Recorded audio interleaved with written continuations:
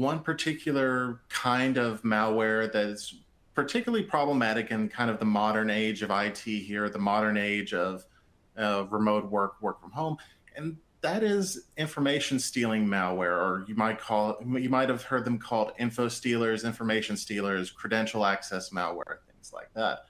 And it really kind of strikes near and dear to me because we see this a lot in very many different environments.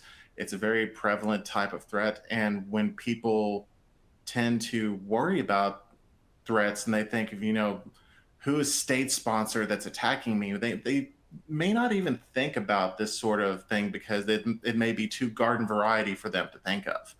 So go ahead and talk through some of this today. And a little bit about me. My name's Tony. I'm a senior malware analyst here at Red Canary. My day job, day in and day out, is I look at the threats, the things we find in customer environments, look at other sort of malware that may or may not be seen in a customer environment, tear it apart, figure out how it works, and how we can sort of figure out ways to detect it better. All sorts of different stuff like that. A lot of my work goes into some of the intelligence products that you see behind the scenes, such as intelligence insights. Sometimes, it goes into the threats that you see in your Red Canary portal, things like that. Previous to Red Canary, I spent about 10 years doing the system administrator, desktop administrator thing, and I used to be an adjunct instructor on the side doing things like teaching Network Plus, Security Plus, that sort of thing at a community college. And my slide template requires me to have one fun fact in here. And the fun fact for me is that my wife and I have a dog, and he is a retired racer, and he's actually sitting over here off to the side, hopefully not squeaking any toys for the rest of the webinar. But I always have to put in a little plug of if you're looking to adopt a dog, a greyhound is always a good option. There's probably a rescue organization near you. Give them a look. All right. So the actual agenda for today, when we've talked through this before, I've given this presentation once, and it was live. And one of the things that we did was talk through the prevalent threats for the first quarter of the year. Went through and updated this to show some of the prevalent threats for the first half of the year so far. So we have some updated slides. And that's going to lead us into our stealers conversation, because there's always one prevalent stealer on the list, almost always. We're going to talk a little bit about what stealers are. What are some of the common capabilities that are across all of the stealer families? And we're going to talk about, some database things to show what the most prevalent stealers are in both our data at Red Canary and other people's data. And we're going to talk a little bit about the detection and remediation steps that you can take behind the scenes to, actually action some of this and be able to help your organization prevent and fix damage from stealers. So for our first half prevalent threats, there's usually at least one set of usual suspects for the first half, or for whatever the most prevalent threats are. If you've looked back and you saw our threat detection report at the beginning of the year, or earlier in the year, if you've looked at our intelligence insights that come out on a monthly basis, some of these names are going to look familiar because they're essentially what I call evergreen threats. These are the ones that pop up every month. They're prevalent enough that they make the top 10 every month. And the ones that really come to mind for the first half this year, looking through our statistics, were Sock Golish, Impacket, Qbot, and Raspberry Robin. Sock Golish is a threat that distributes net support rat and potentially in some other cases Cobalt Strike. Impacket is a tool that's a dual use tool that we have seen adversaries and red teams both use. And we kind of categorize it like this as a dual use tool because there is that possibility that it could be used for real evil. Qbot is currently on a break, but maybe, if you're watching the recording, they may actually be back to distributing again. And despite them being on a break right now, they had a very prevalent first of the year or first half of the year. And Raspberry Robin still kind of continued their little continuous operation. So what are some of the others that have changed? Like what are the things that have changed from the TDR, from the actual yearly statistics? So for the first half of this year, we have noticed some pretty notable changes. We have noticed that there were a lot that first of all, there was introduction of Labyrinth Colima, which was the 3CX compromise, supply chain compromise from earlier in the year. If you remember that, there were a lot of people that were potentially affected by it, and that was something that we saw in significant statistics in our data as well.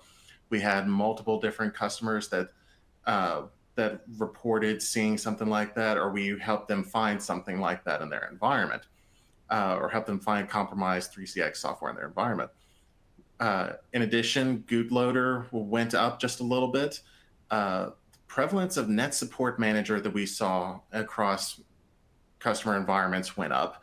And one of the things that I have bolded down here at the bottom is one particular Stealer family named StealC. If you happen to have seen this presentation the first time that I gave it, that was RedLine at the bottom. And that was something that's really changed up in the last couple of months. Previously to the last couple of months, RedLine was our most prevalent Stealer threat. But for the first half of this year, it became StealC because the statistics from this last month bumped it over to be the most prevalent Stealer threat that we see. And that really kind of kicks us over into the rest of our discussion on Stealer malware, because this is something that affects every organization. It affects, everybody across the industry verticals. Chances are, even if you don't think that you're a target for Stealers, you probably are, because even if you don't, if you don't think like maybe I'll see RedLine all the time, maybe the adversaries that are interested in your organization think, well, I'll go and buy a Stealer and I'll go and get credentials. And so kind of talking through this, what are Stealers anyways? Stealers are a kind of malware that will enumerate software and files that are on a system. And they'll search those files for particular patterns that correspond to credentials in some way. So we're going to look for things like data inside web browsers, inside specific applications like FileZilla or Discord. Maybe if you have a cryptocurrency application, like a cryptocurrency wallet on your system, some Stealers are really interested in cryptocurrency things. If you have particular things like SSH keys, certificates for VPN profile, different sensitive files like that, some Stealers will go after those VPN profiles. They'll go after those SSH keys. And a lot of them have file grabber modules where they'll go and look for certain files that have sensitive names, like names that have credit in the file name, things like that. And usually what happens in the whole chain of everything is they'll enumerate through all these applications. They'll go find sensitive data that they're interested in. They'll package it up and they'll send it home to an adversary controlled system. And at that point, the data is officially in the bad guy's hands, and they can just peruse all the data that's been taken at their will. They can go see, what credentials were stored in my victim's web browser, what credentials were stored in different places on the system, what sensitive files did they have. And from there, they can process all of that data and figure out how they can use it against your organization or others. And when I say the Stealers affect everybody, that really is reflected in the targeting criteria really for Stealers. When we think about like who Stealers target, it really is a little bit of everybody, because it's not just an enterprise, it's not just consumers, it's everybody across the board, because everybody has an identity. Everybody has credentials to access things. I hate to be one of those people of like, where is the new network perimeter? But in reality, in our kind of modern remote work age, the network perimeter is really your identity and your credentials. And because of this, that is why, everybody has your credentials. Everybody is potentially affected because stealers are interested in those credentials.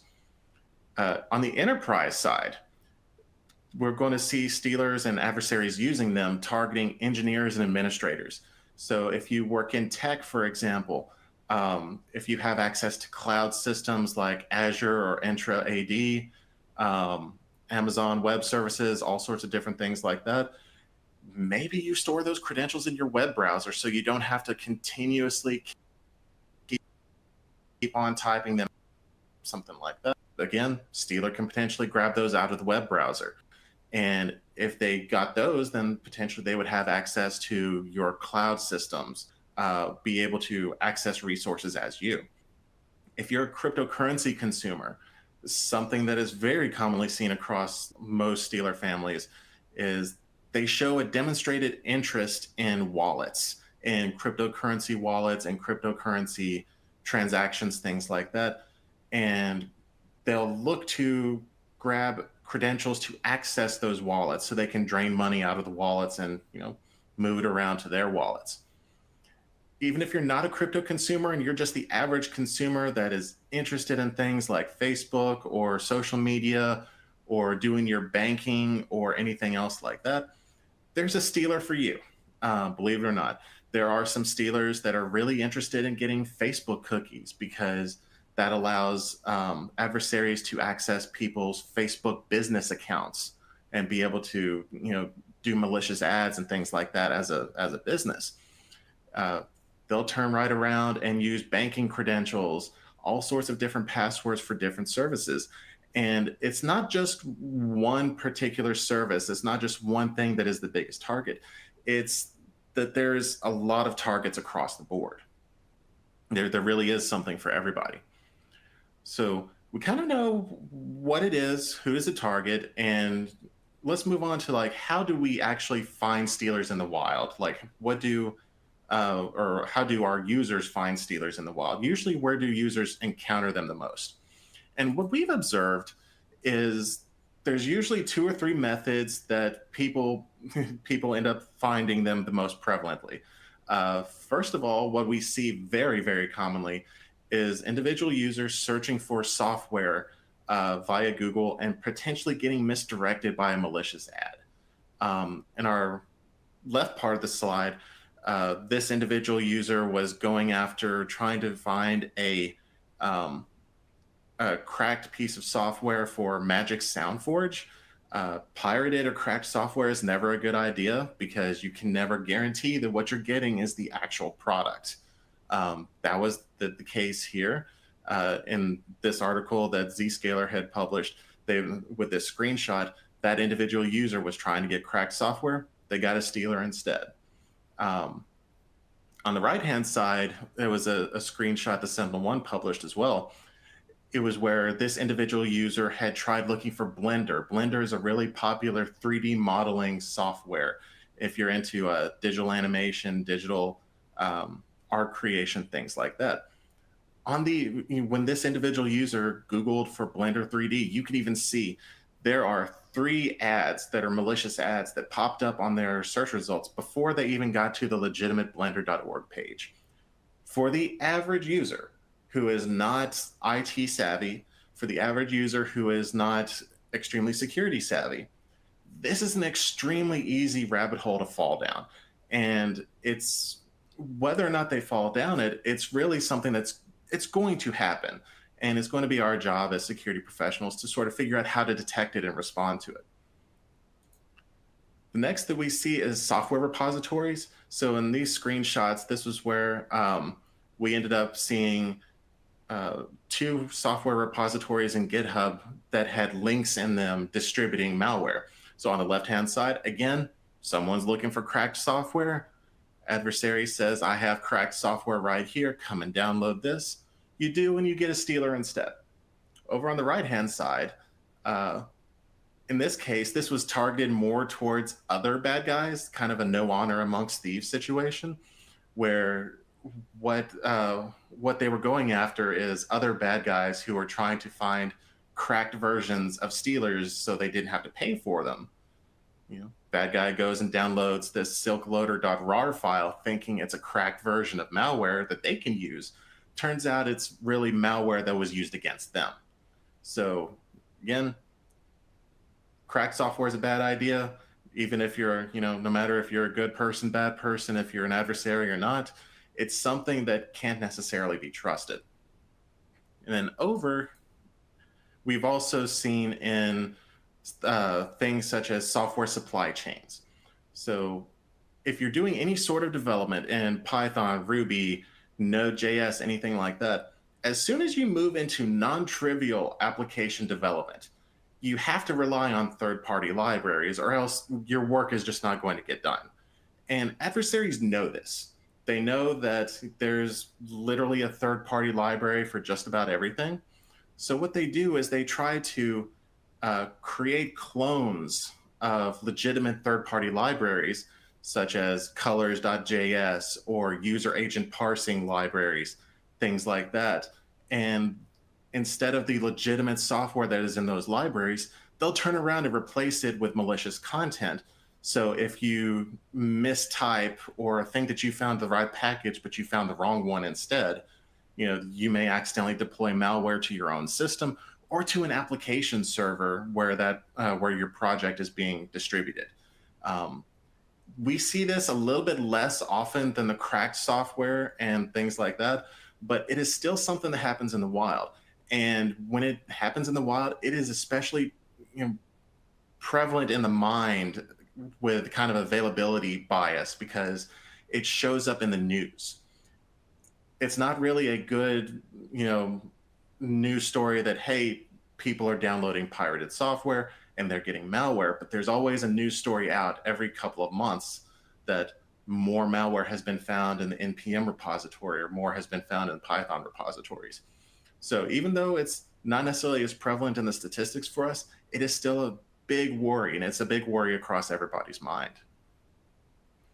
So now that we kind of talk through what it is, who it affects, how do users find it, where are the most common touch points between your users and this malware, let's talk about some of the capabilities.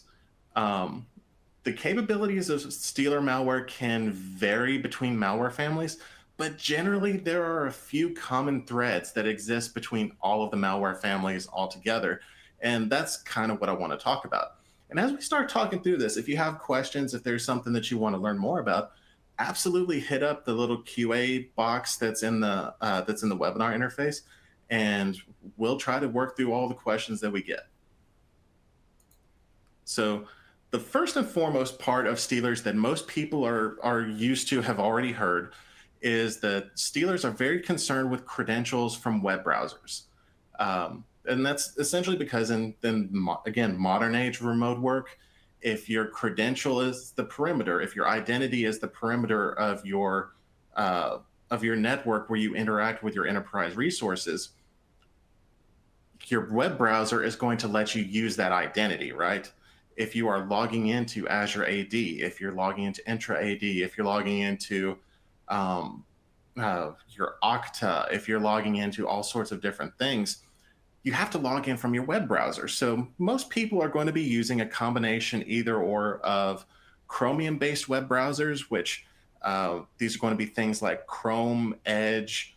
I think Opera is now somewhat Chromium-based. Or you're going to be using kind of a Gecko-based web browser such as Firefox, Pale Moon. There are a bunch of other web browsers that are kind of forked off from both Chromium and Firefox type web browsers.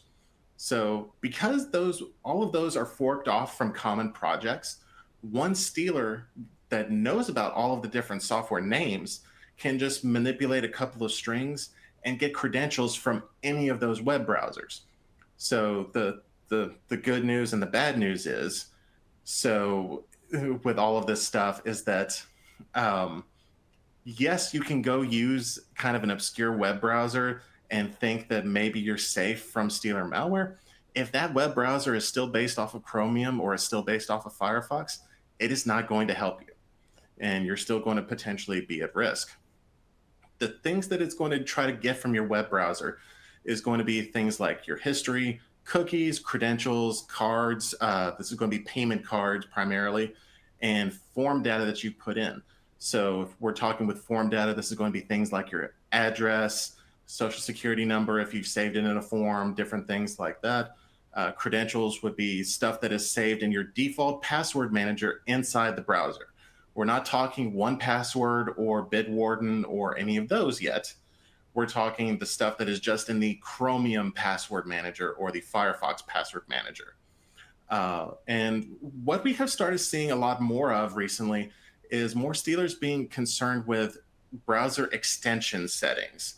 So if we're talking about, maybe you have a multi-factor authentication browser extension, such as Authy, or you have a browser extension that lets you interact with your cryptocurrency wallet.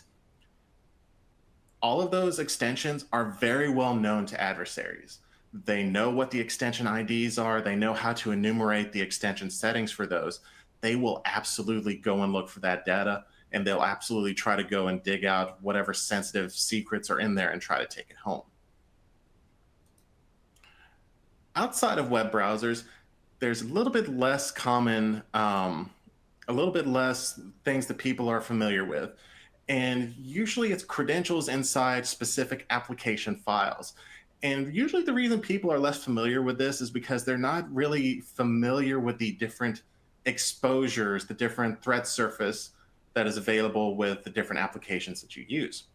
A good example for this, if you use FTP and SSH applications like FileZilla or WinSCP, your credentials may be stored in a file on disk while you're using those applications. The really example that comes to the forefront for me is FileZilla, because FileZilla will save your credentials in a servers.xml file if you decide that you're going to save them whenever you're using them. There are absolutely stealers in the wild that will enumerate your disk, go find any servers.xml files that may belong to FileZilla, and will absolutely pull credentials out of those files to go and use them. If you use gaming clients such as Steam or Discord, both of those can potentially save credentials on disk, and the files may or may not be protected. And in those instances, adversaries will also be interested in API tokens.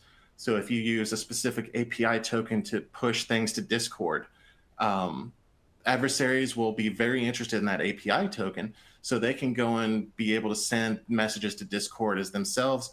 And it's a good way to spread their malware in even more locations. So, people tend to trust what comes to them on Discord. Adversary sends a message with somebody else's API key. They get to spread their malware a little bit more. VPN profiles, VPN keys. If you use OpenVPN, NordVPN, things like those, a lot of VPN clients will save profile data to disk. So these will be something like if you've ever seen an OVPN file that exists on disk, that is really a bundle of files.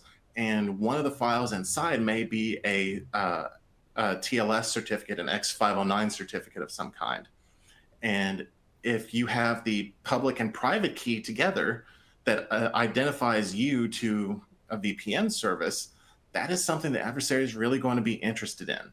So they can be able to take your take VPN keys and then authenticate as you to that VPN service. And let's say you're using OpenVPN to talk to your enterprise. Well, at that point, your adversary has the VPN profile to interact as you with your enterprise.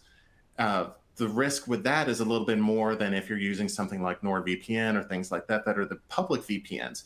They will still enumerate details from those applications, but it's sort of used in a different way, if that makes sense.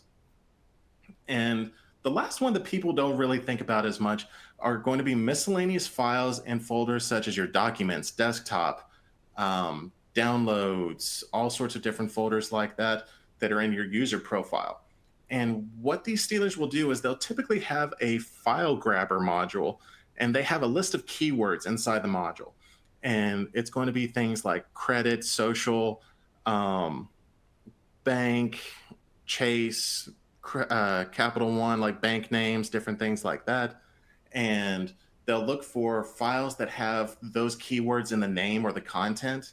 And then if they find one of those files that matches their filter keywords, they put them all together into a zip file and then send them back home for the adversary to peruse. And it really kind of puts it into perspective for me, because how many times have I saved, a tax report PDF or something to my downloads folder and not thought about it? And this affects so many people that, it's becoming more and more of a thing that you have to think about as to your exposure to malware. And what we have also seen is that as things have gone on, adversaries have adapted stealing malware to different platforms. So we're used to seeing malware on Windows all the time. It's because Windows, let's be honest, is used in more enterprise environments, and Windows tends to have a larger market segment than other operating systems. However, adversaries also have shown an active interest in adapting to different operating systems. So, for example, with Mac OS, there are a few interesting new stealers that have been introduced this year by adversaries that go after Mac keychain details. The two or three that have been introduced in the wild this year all use an interesting component called Chainbreaker to go and try to find details about the Mac OS keychain. If you're working over on Linux, people will get interested in SSH keys primarily because let's talk through that. SSH is going to be your remote system management tool of choice on Linux systems. It's going to be used with things like Salt. It's going to be things like if you're just doing your system administration task, daily task, where if you did this 15 years ago, you might have used Telnet, but nowadays you use SSH.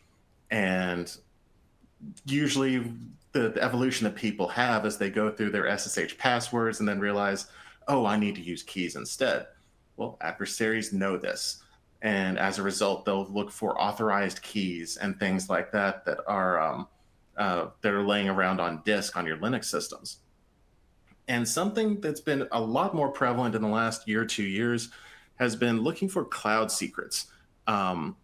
If you're used to doing application development, continuous integration, deployment using AWS, Azure, Google Cloud Platform, different things like that, there's a pretty high risk and a decent chance that you may accidentally disclose API keys inside a web application without thinking about it, or leave them laying around on a server where they shouldn't necessarily be.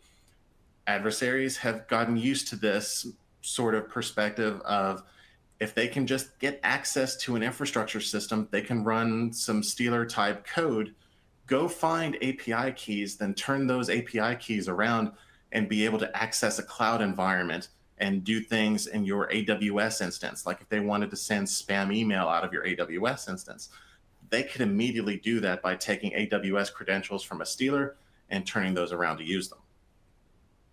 And usually after they get all of this stuff done, there's usually one little step that happens before, between finding the credential and exfiltration.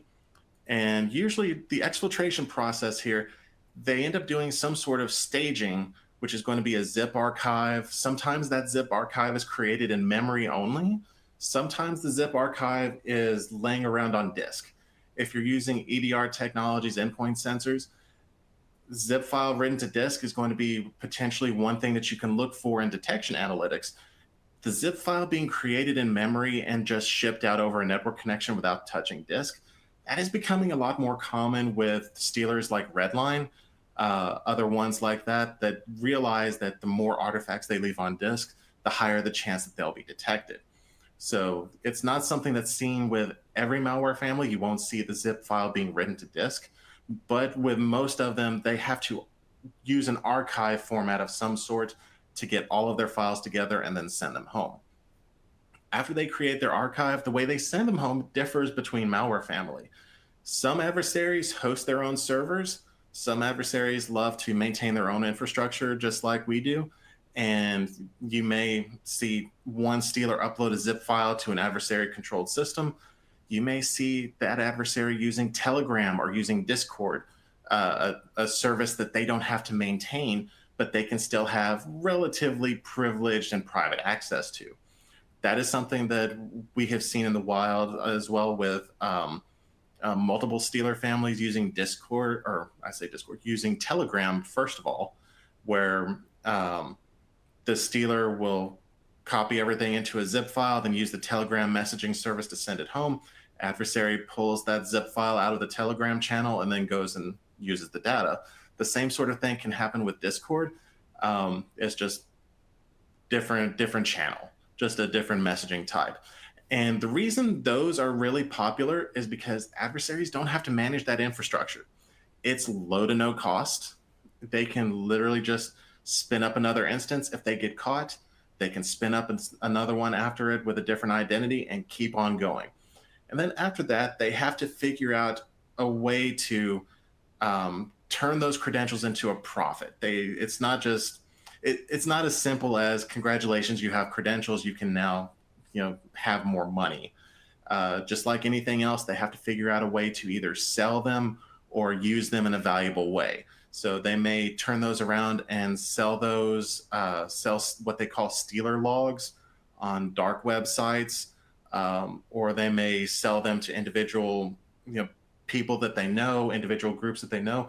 They may turn them around and then use them themselves to gain access to organizations and sell the access. There's a bunch of different ways that they can turn those credentials and the sensitive data into liquid profit. So talking through this, we kind of know what that attack flow looks like. What do the stats say?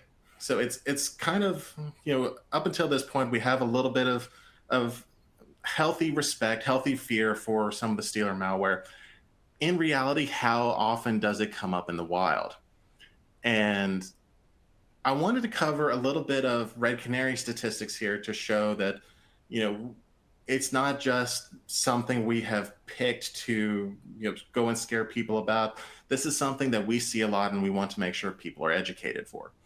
And then I've also wanted to use a little bit of community statistics and that have been published in open source so that we can kind of show you it is not just us. It is an entire world that sees this as well.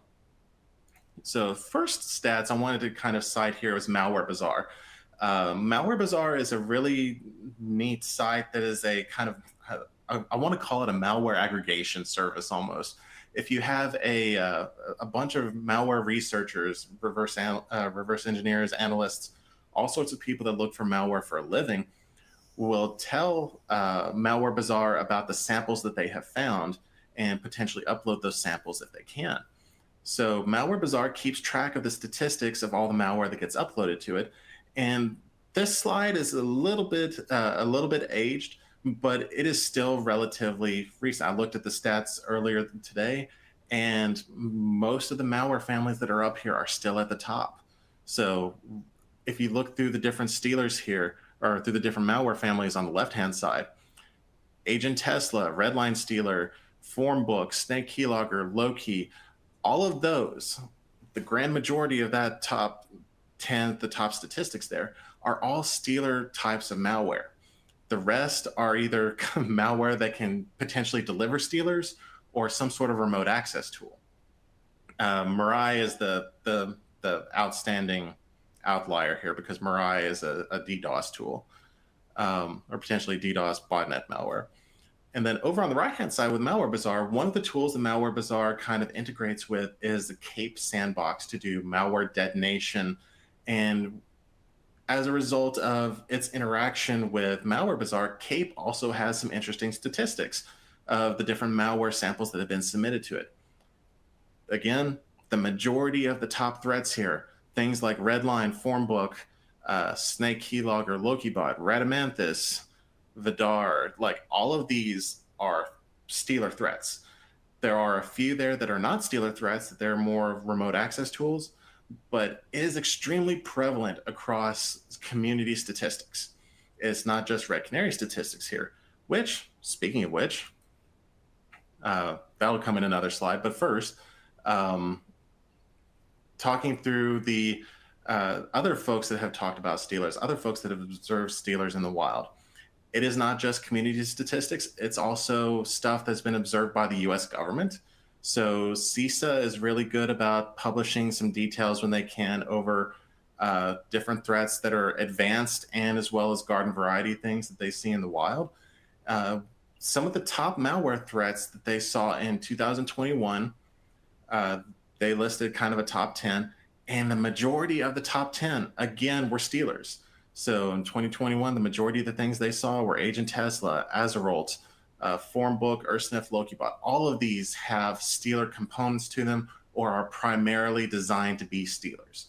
So it is something that the community sees, the government sees, and also Red Canary sees. So for our 2022 stats, some of these exceeded our top 10 in the threat detection report. And I went through and made sure that I got like the top 4 stealers that we saw for 2022. And for last year's statistics, we saw RedLine, Raccoon / Record Breaker. It's the same malware family, but different name depending on who you talk to. Vidar and clones of Vidar and CryptBot, all of these families were the top 4 that we saw in our statistics for 2022. If you looked at and while each individual family didn't take up a large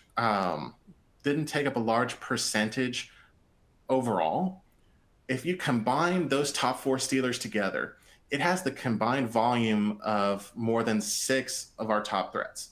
So if you combined all of these stealers together into one statistic, it would have been number 4 on our threat detection report statistics.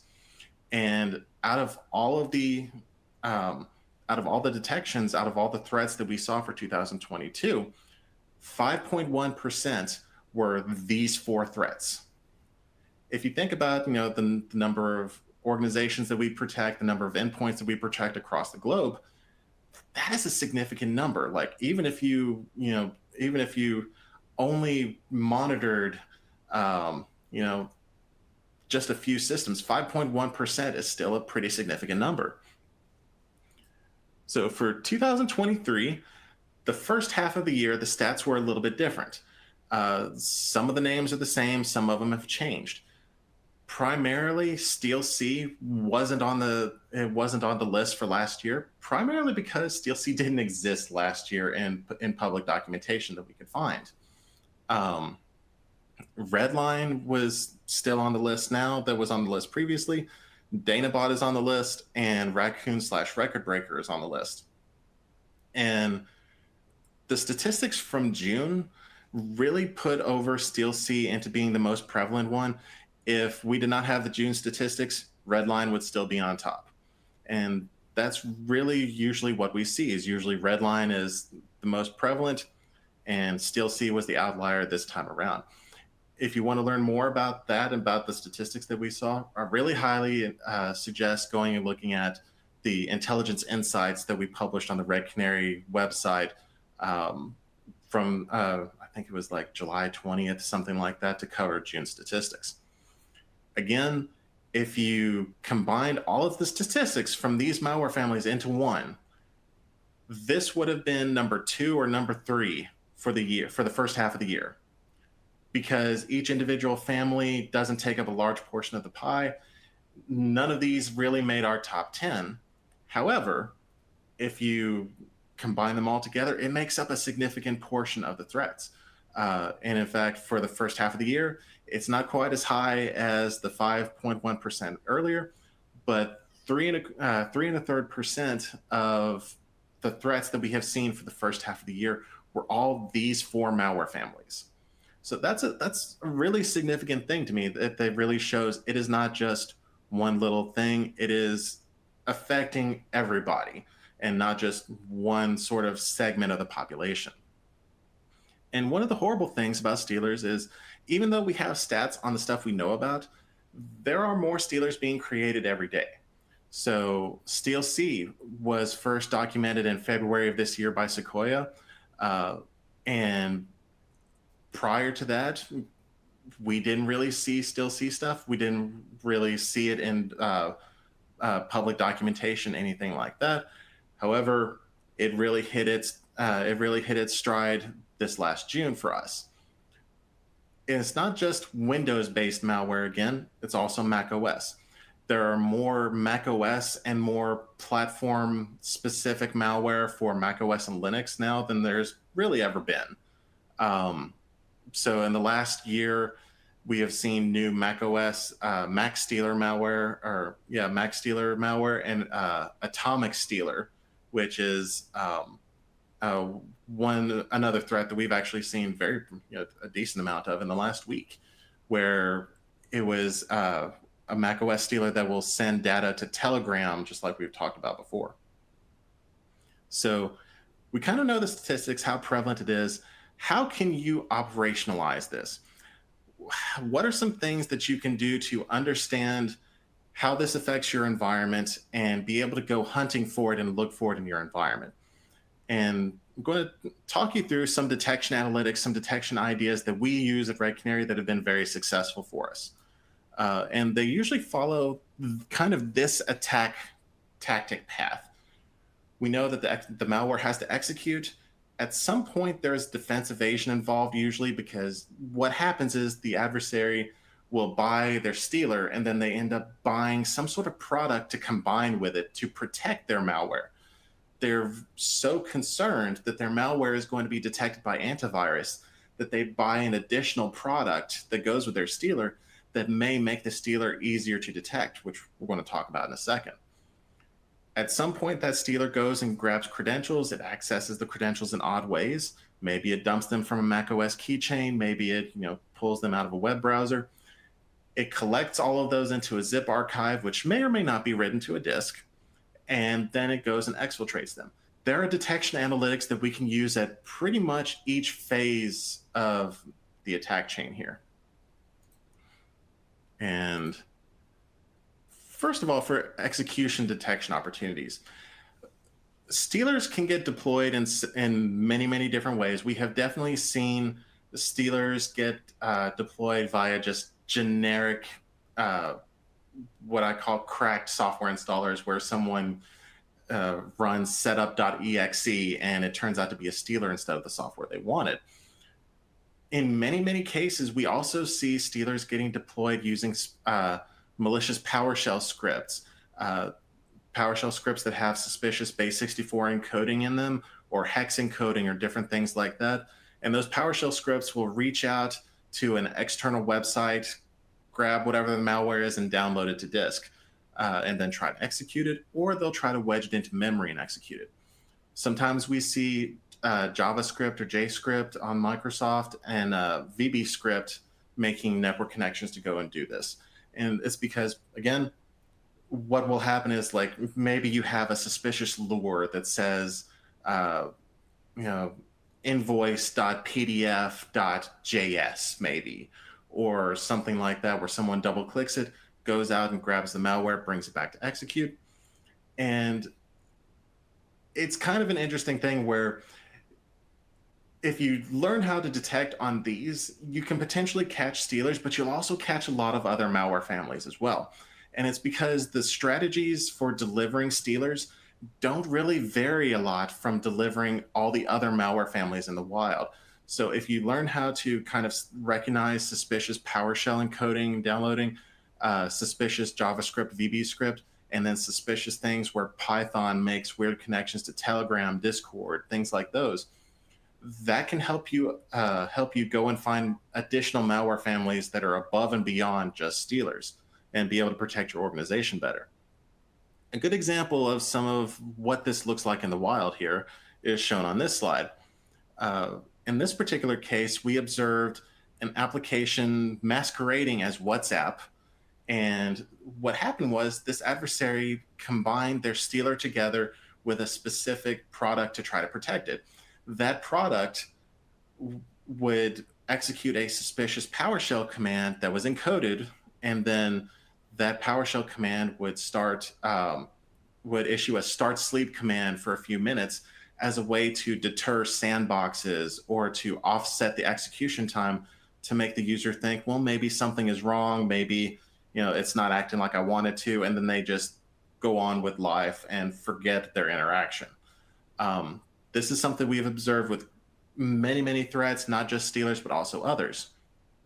And then after this, there's kind of an interesting thing here where this masqueraded WhatsApp spawned install util with no command line arguments.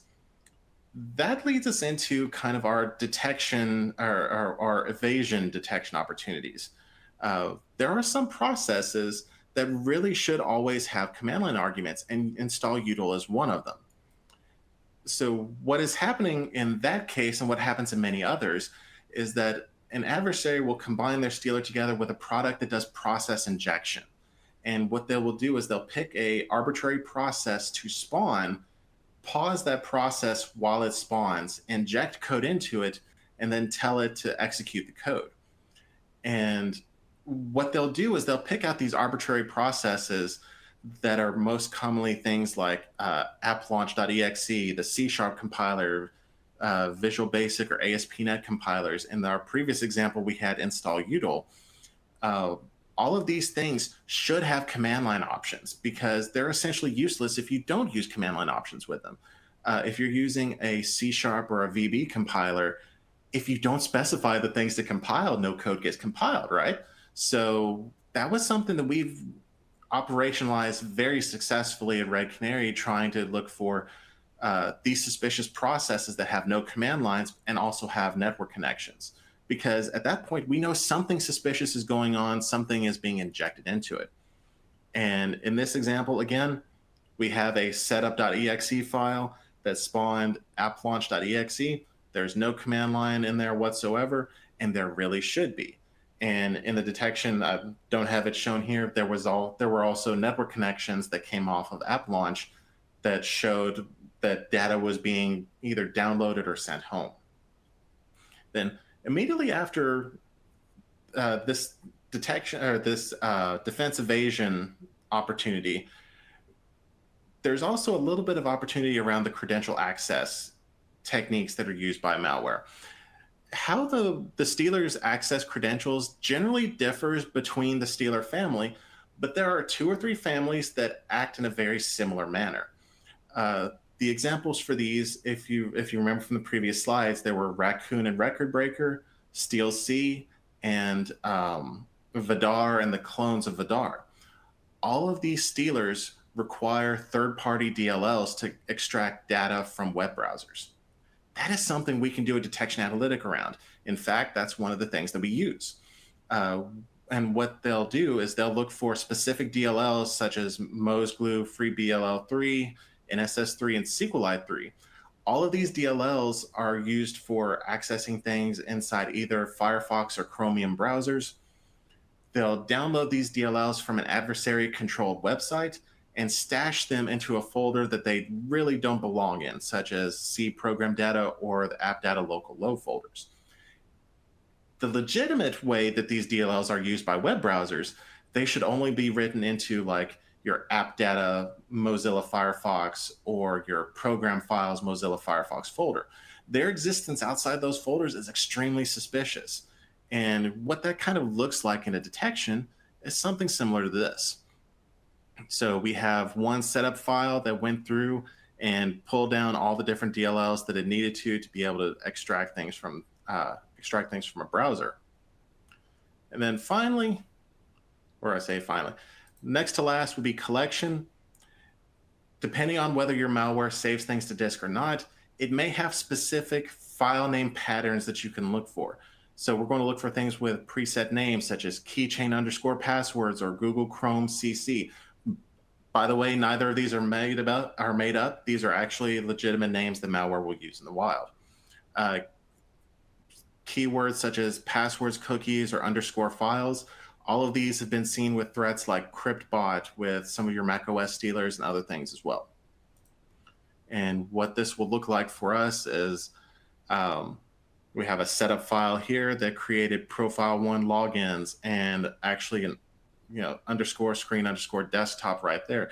This one was a CryptBot threat, and CryptBot gathered the credentials from a web browser, then took a screenshot afterwards. And sometimes we'll see the zip file, sometimes we won't. It depends on the individual malware family. For exfiltration, gathering the data is good, but you got to get it home for you to be able to use it, right? Adversary can't use the data if it doesn't leave the premises. So at this point, we're going to be looking for things like network connections to messaging or paste sites. What we see a lot are things like discord.com, telegram.org, or t.me, which is short for Telegram, and transfer.sh. Most often, if you have network telemetry that you're able to observe, you're going to see the things sent home over HTTP post requests. It's going to be essentially an encoded form inside your HTTP post request, and that file gets uploaded in that manner. And in endpoint detection, there's not a lot to see. It's a network connection here.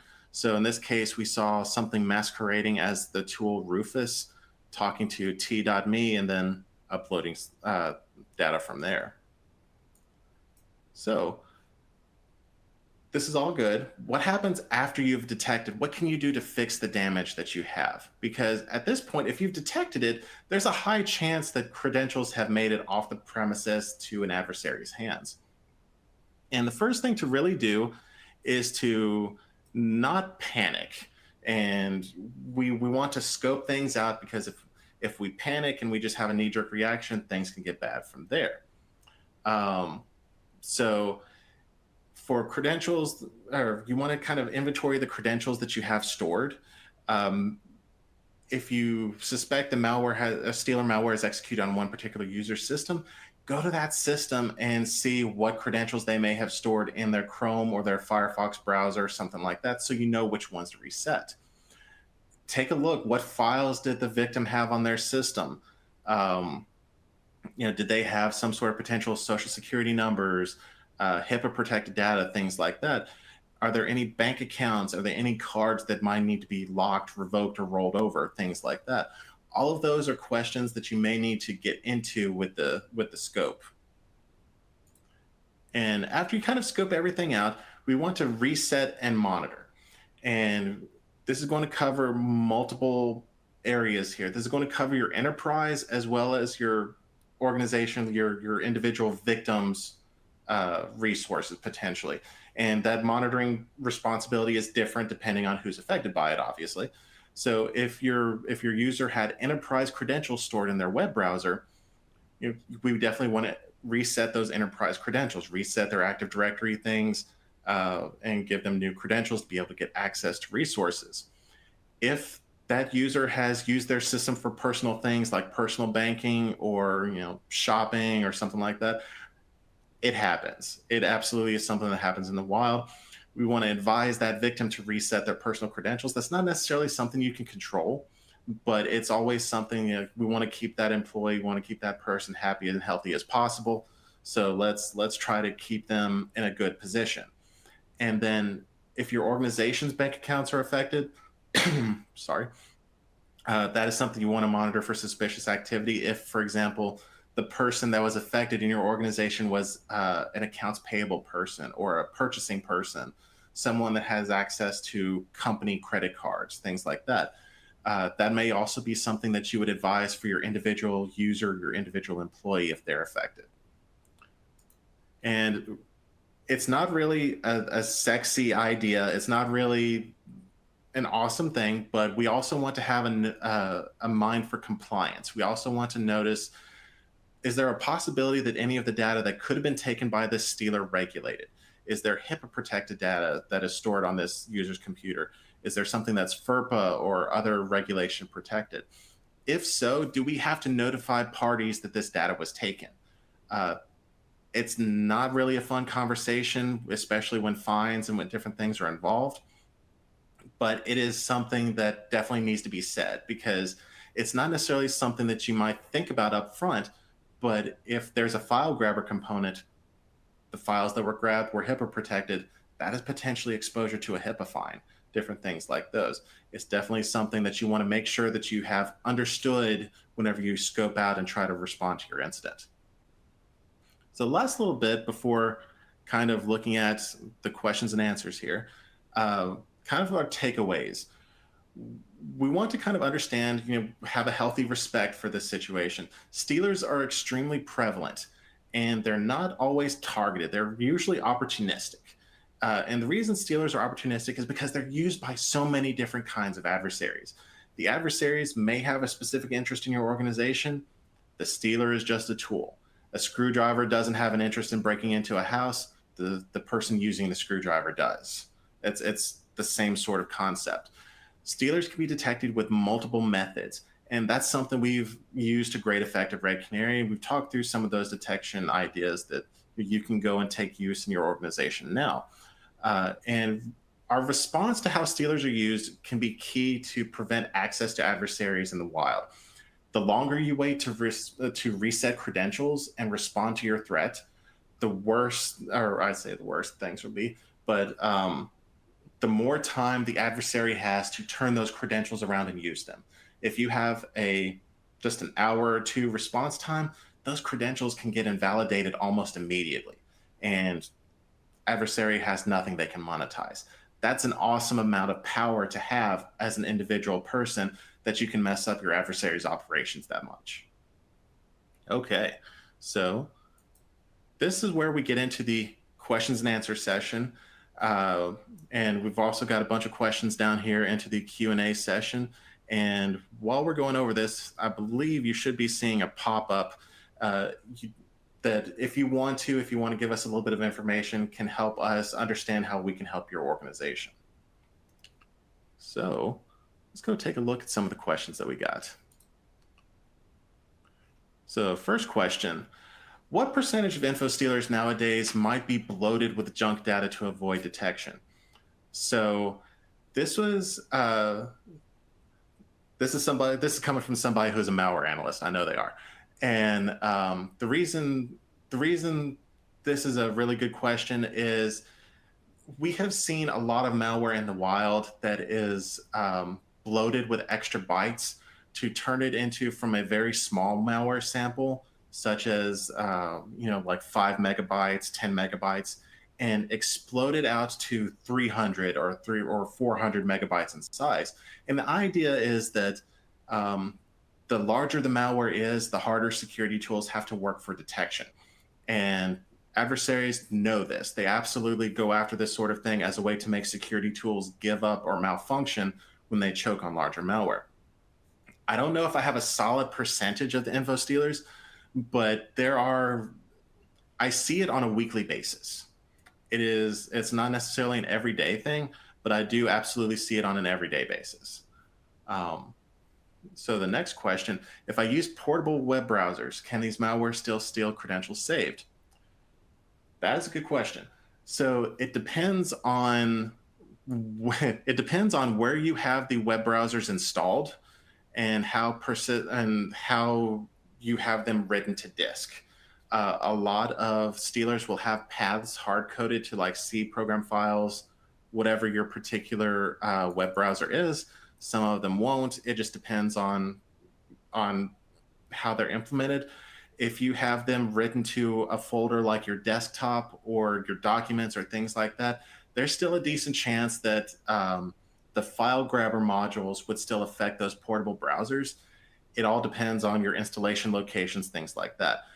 I wouldn't say that those are immune from anything. One question was, does Discord force TLS? To my understanding, I think Discord should force TLS, but if you're trying to do network capture and packet inspection on Discord, on Telegram, that may not be the best sort of strategy because those are going to be protected over TLS. The adversaries controlled systems that communicate with things like Raccoon, Vidar, there are some stealer families that will work over plain text HTTP or use protocols other than HTTP that can still be detected by intrusion detection systems. There are some really high fidelity Suricata and Snort rules to do this if you have those in your environment. But those would be targeted towards things that are not TLS and HTTP as protected. All right. Has Red Canary seen exfiltration via DNS protocol? I know that we have seen some threats specifically where DNS was used for remote access tools to command and control a system. I don't know that we have seen specifically DNS records being used, or DNS protocol being used to exfiltrate credentials, that would be kind of an interesting use case. And if there is an example of that in the wild, I would love to see it, because that's not something I'm familiar with offhand. Regarding stolen credentials, how can one be certain that the credentials are out in the wild be a risk if creds have been revoked?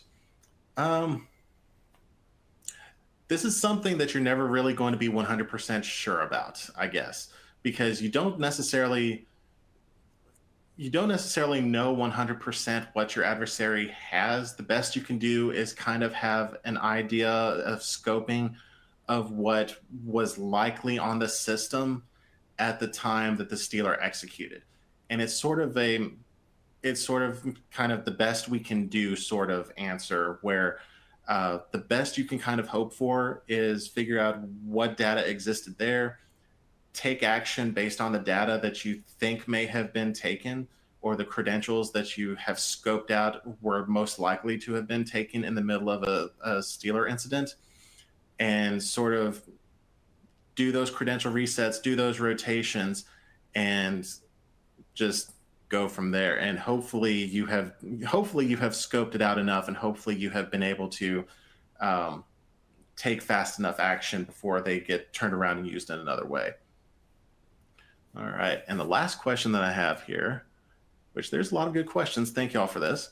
One, can removing local admin access on a user workstation be able to reduce the risk of infostealer malware? It depends. So it definitely does reduce the risk in some ways, because some malware delivery methods may require administrative privileges for that initial execution phase.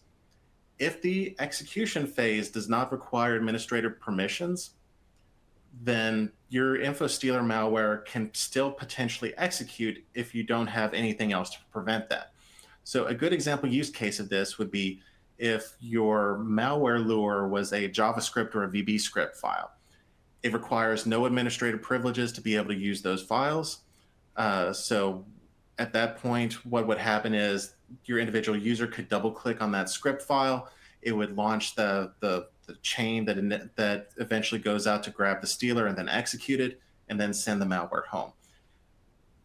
As long as that malware doesn't cross a boundary that requires UAC authentication, or try to write files in a way that requires administrative privileges, that administrator boundary is not going to be trespassed. That's sort of where the answer falls on that, and hopefully that is helpful. All right, so I think that is all the answers that we have here.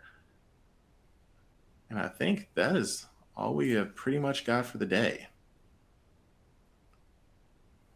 And thanks everybody for joining in. And if you have anything else, any more questions, feel free to hit up Red Canary representative, come and find somebody. And if you want to learn more about Red Canary, come and read the blog and read the rest of our resources. Thanks for joining in.